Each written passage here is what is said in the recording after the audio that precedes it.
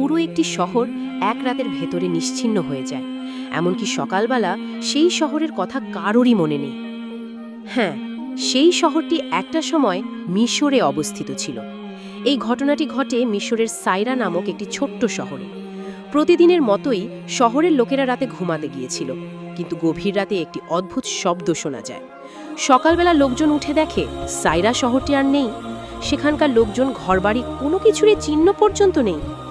সরকারি লোকেরাও তদন্ত করে কিছু পায়নি।